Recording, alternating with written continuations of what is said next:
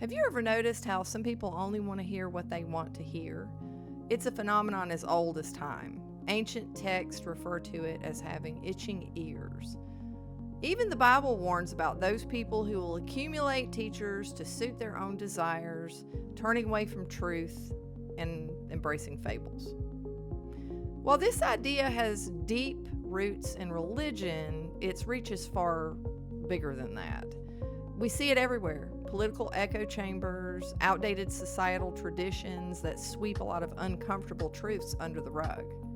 And now it seems to be infecting the nutrition and wellness space. It has been for a while, and it makes it something that we need to talk about right here on the Carnivore Science Channel.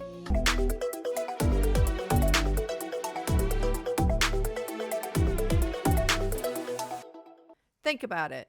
The internet has given everybody a platform, and that's amazing for sharing information, and it's great, especially in my world. That's how I learned about carnivore. It also created a powerful incentive for influencers to tell people what they want to hear as opposed to what they need to hear or the truth.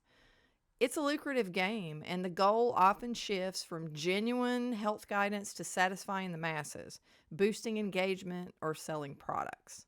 This is where the prosperity gospel of the nutrition space truly rears its head. For years, many of us have worked hard. We have cut out certain foods to lose weight or reverse chronic conditions or simply feel better. We've seen incredible results, but then along comes a new wave of messaging out of the blue, often from the very same influencers who once championed a much stricter approach. And what's the new message?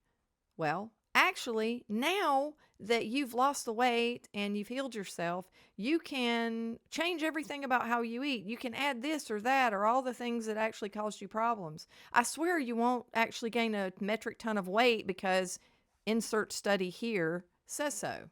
For many people, especially those who struggle with carb addiction or food addiction, this is like a dream come true.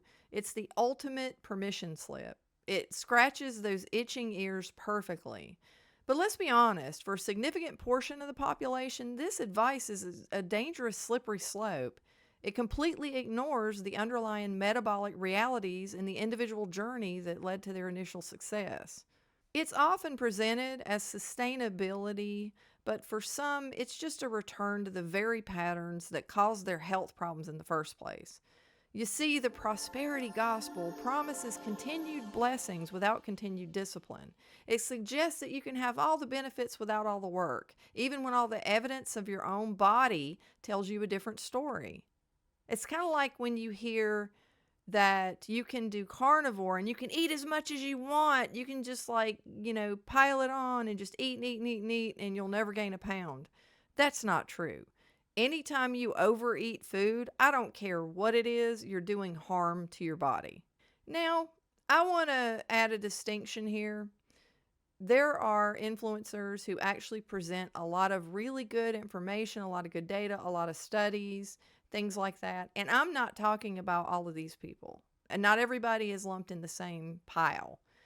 I'm talking about people who go with trends and fads and do it for like clicks and clout or something. Like they're doing it in order to get attention or to sell products or something. There's an agenda behind it. Instead of people who are actually curious about what the truth may be.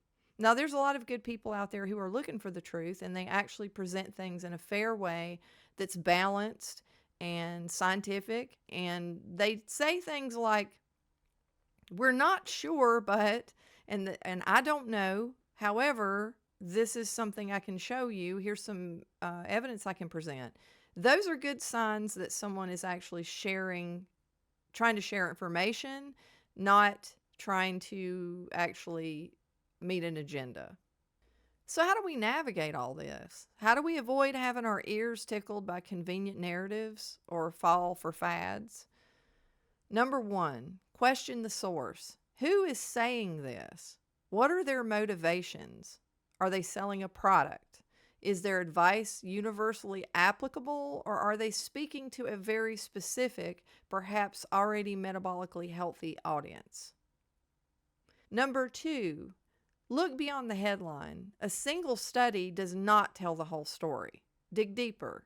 What were the study parameters? Who funded it?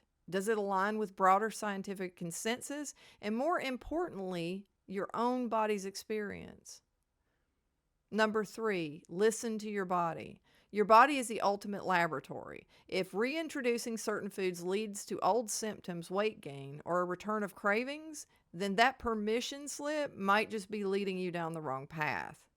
Number 4, seek personalized advice. General advice is just that, general. If you have specific health goals or conditions, work with a professional that you can trust who can tailor advice to your unique needs rather than chasing the latest high-level trend. You know, the truth is often harder to hear than a comforting lie. It requires discipline, consistency, and a willingness to be uncomfortable. Also, go into this understanding 2 things. Number 1, science is always advancing, for better or for worse, so always keep your eyes and your ears open. And number 2, know that you may not find absolutes on the other side of your search for the truth, because there is much that is unknown and mysterious about the human body.